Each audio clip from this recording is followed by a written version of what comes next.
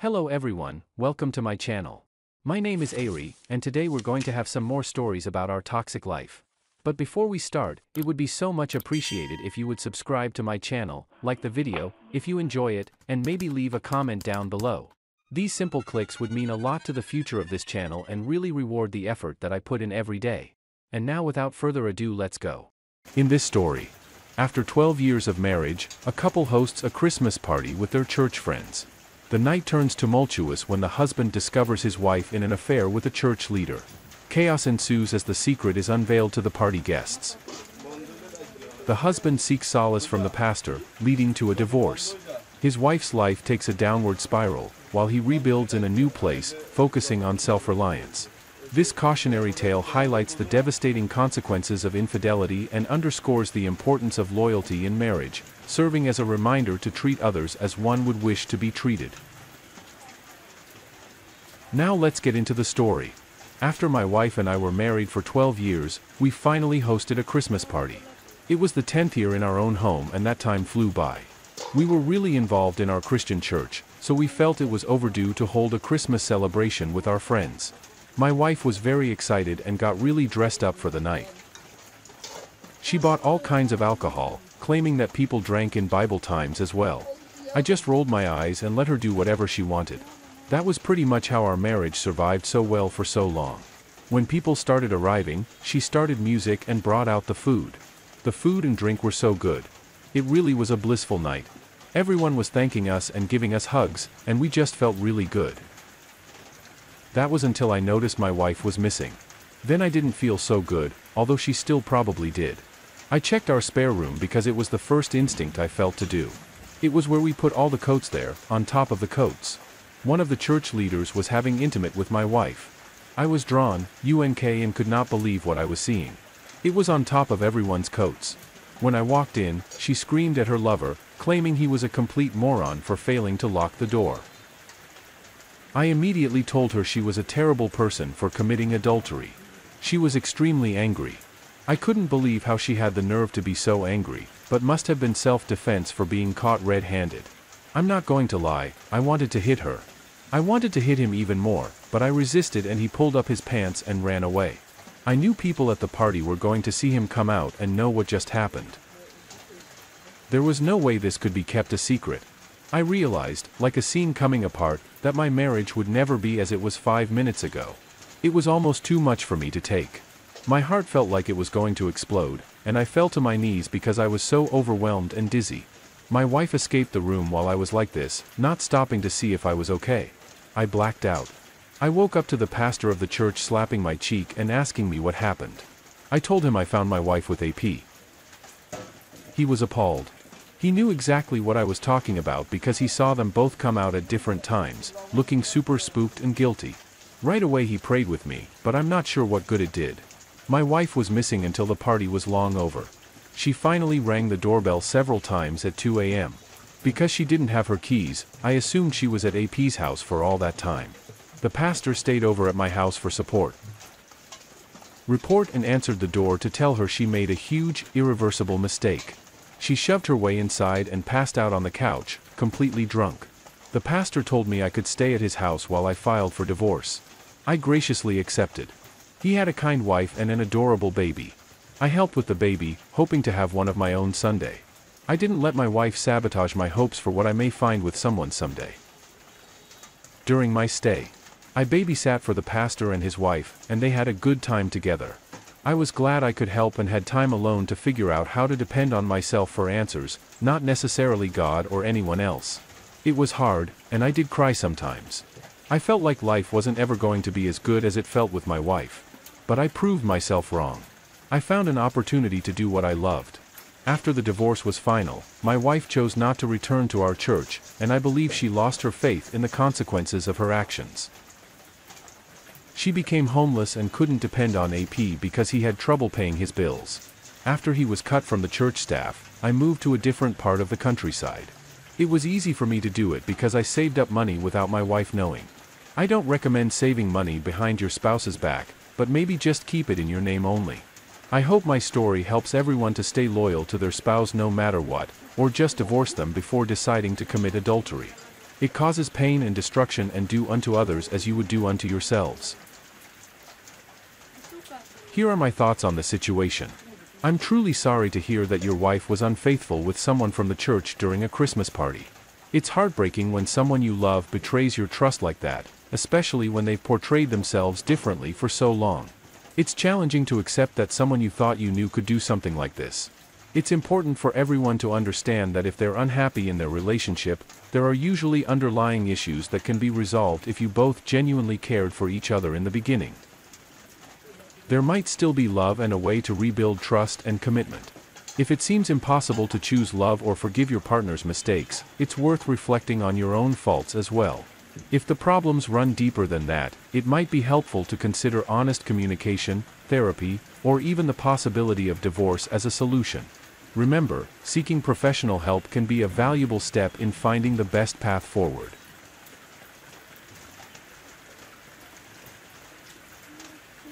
This story is a deeply emotional tale of a 47-year-old Puerto Rican man's tumultuous 26-year marriage to Debbie, which began in high school and endured the challenges of raising 5 children.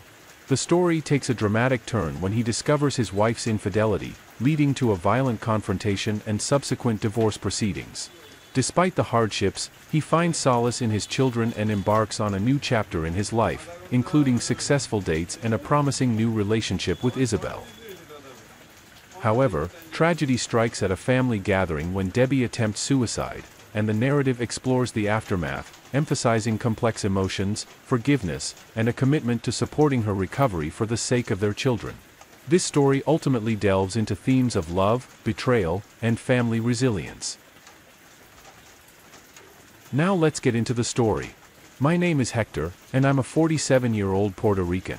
My soon-to-be ex-wife Debbie and I were married for 26 years and were together for 30. We got married our senior year in high school when she got pregnant with our firstborn. I was lucky enough to get a job at UPS right after graduation. She's from a traditional Irish family and they hated me at first, but I won them over.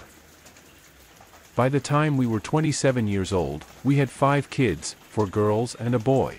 I was just fortunate that the boy came out first. We had our arguments over money, discipline, methods, and me complaining about the lack of intimacy.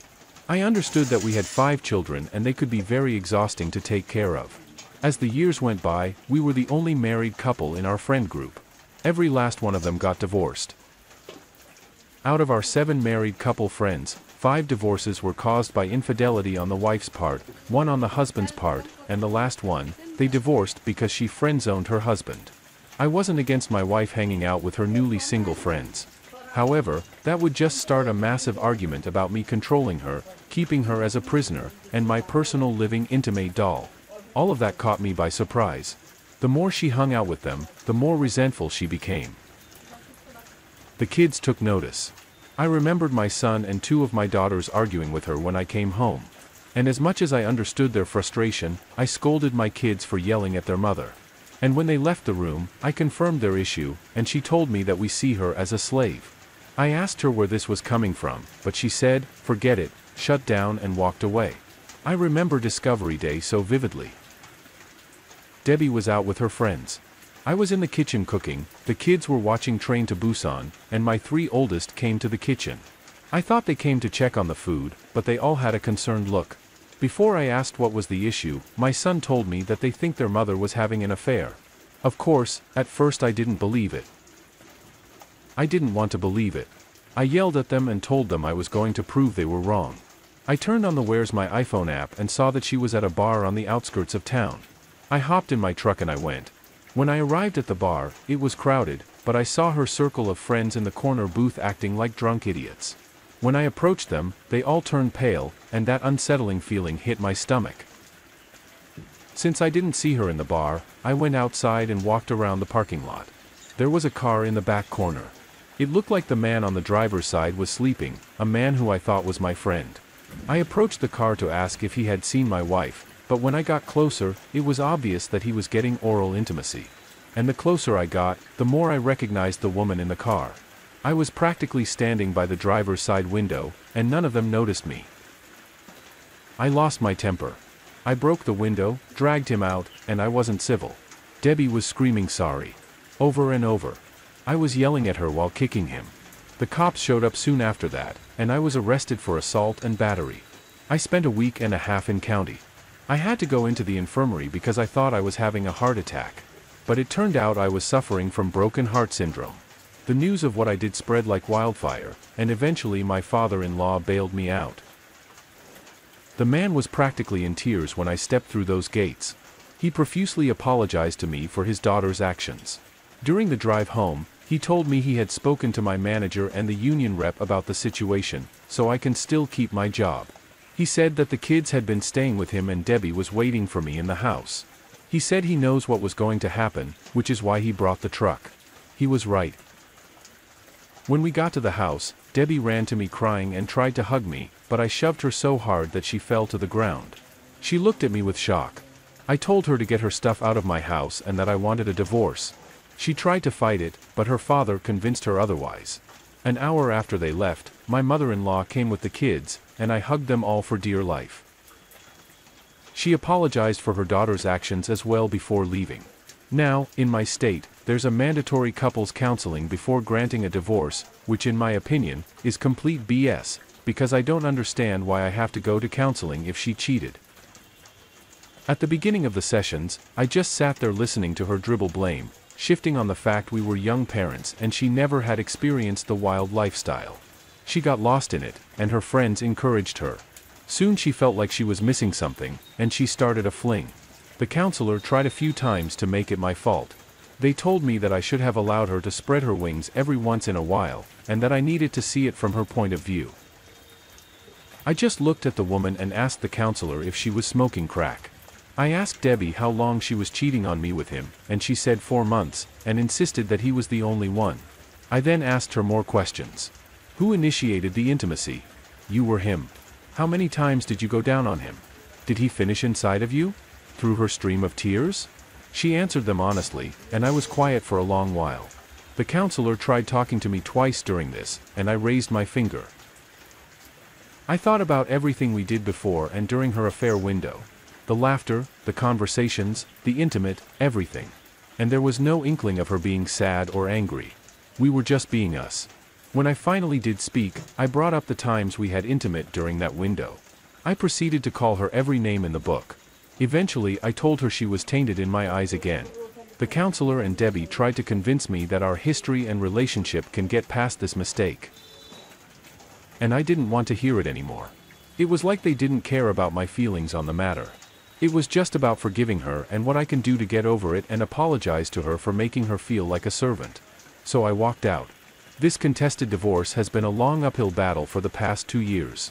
Debbie is still trying to make things right and still trying to get us back together.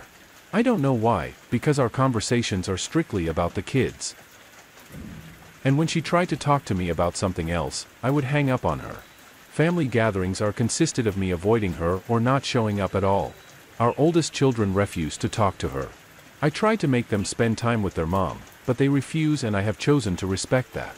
My in-laws are at my house weekly, and I know they have been trying to make their daughter give me my divorce, but that has been bust. My mother-in-law has been especially harsh on her, calling her a dumb rat, gossiping about her to her congregation. I had to ask her to stop because I didn't want the whole town to know about our business.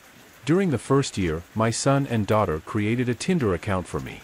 I thought it was dumb because I'm a middle-aged man with 5 children who has a dad bod. Yet I have been on over a dozen very successful dates that have been a real confidence booster. Recently, I met someone during my court-issued community service. Her name is Isabel, and she was our Habitat for Humanity supervisor. She's drop dead gorgeous and won first place for a Vanessa Marshall lookalike contest at soap opera convention she and her daughter attended. That's how we started talking. My daughters love watching General Hospital, and I sat with them. To me, this is one of the few times I get to spend with them. I introduced her to my kids 6 months in, and they instantly took a shine to her to make things really awkward. My son and her daughter appear to really like each other. However, Debbie is not letting go. She actually told our youngest 2 children that eventually we will get back together. I had to tell her to stop telling them this. Her father is trying to make her go see a therapist. But I just want this over already. I don't regret my years with Debbie. I have 5 wonderful kids with her. I manned up and built a life for her. My only regret is that she ruined 26 years together on a fling. I regret that she thought she had me in a way that I was just going to let it slide and take her back. However, I do hate her. When I run into her old group of friends around town, I openly call them homebreakers instead of their names. That love and respect that I had for her disappeared when I caught her in that car. She will always be the mother of my children and nothing else. I just hope that she can come to terms with that update. I hope this is where updates are placed. Apologies if this sounds incoherent. I'm tired sitting in the hospital on my third can of bang and waiting for my ex to be transferred into a mental hospital. My daughters are home. Isabel is sleeping beside me and she hasn't left my side. My son has been with his mother after she left the surgery. His girlfriend has been by his side as well. Last weekend was the start of this nightmare. The week prior was the lead up to my in-laws' 55th wedding anniversary, and they asked me to bring Isabel. Since we made it official, they have kindly asked me not to bring her to functions to avoid tension, and I obliged. This time they asked if she could come. For the past month, my ex has been a bit erratic. She had several physical altercations with her old friends. One of them got a broken nose, one had a busted lip, and the last one was shoved out of a Circle K. Each time the police were called, and considering how small our county was, they just took her to her parents' house. I tried telling my in-laws that she should be taken to the hospital for evaluation, and it blew up into a shouting match. But in the end, I conceded I should have fought harder. On Saturday, we all showed up at my in-laws' anniversary party, and to me, Debbie appeared off. I pulled her to the side, and it was the first time I had actually spoken to her. I asked her if she was all right, and she faked a smile trying to tell me that she was okay. But I called her out on it, and she cried a little. She told me how sorry she was. She told me that she couldn't understand why she didn't tell her old friends to back off, or why she gave in to the peer pressure. She told me that she destroyed our family, and seeing how I was with Isabel only made her miss me more and wished she appreciated what she had. When she said that, I felt fear in the pit of my stomach. Or maybe it was anxiety. I should have kept asking if she was all right, but I was blindsided when Debbie formally apologized to Isabel for her actions and asked her to keep me happy because I'm a good man who deserves a good woman. During the party, Debbie went to each of our kids, and I could see them making peace with her. I don't know what was said, but they hugged and kissed her. They were talking and laughing and even posed for a few pictures. Isabel and I were having a great time, and for once I thought about having cordial conversations with Debbie. It was 3 in the morning when I got the call. My sister-in-law was screaming in a panic and I could hear my mother-in-law crying. And then I heard my brother-in-law trying to calmly tell me that Debbie tried to end her life and they were on their way to the hospital. I rushed out of the house in my PJs. Isabel and my daughters didn't need to ask what happened. My side of the conversation painted the picture and my daughters were severely distraught. Debbie slid her wrists and would have bled out if it hadn't been for her brother needing to use the bathroom in the middle of the night. When I arrived at the hospital, my in-laws were not well. She lost a lot of blood and was in surgery to repair the arteries. I should have called my kids, but my mind was occupied. It took me to see my son casually walking towards me to ask me why I was in the hospital when reality hit me and I struggled not to cry as I told him what happened. I called the rest of my kids and they already knew. My youngest called them and they were almost at the hospital. She was in surgery for 6 hours and my father-in-law and I donated our blood for her. Since the hospital was short on her blood type, my son couldn't be a part of the operation, but he observed the surgery. All of my daughters were not doing well. My eldest daughter especially.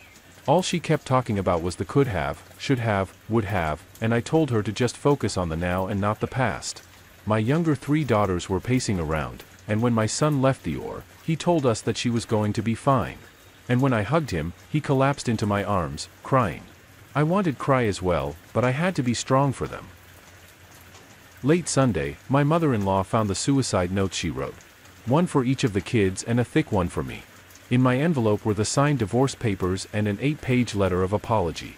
The letter just reinforced that she was never unhappy about our marriage. She just gave in to the peer pressure and how she called it being brainwashed that she was a servant by her so-called friends. She stated that she was so sorry for how she treated me, the kids, and for having that affair. When Debbie woke up, at first, she refused to talk. She would just stare out the window for 2 days. It was like that. And it was around that time I asked about how to update. I needed a distraction. Then she slowly began acknowledging everyone.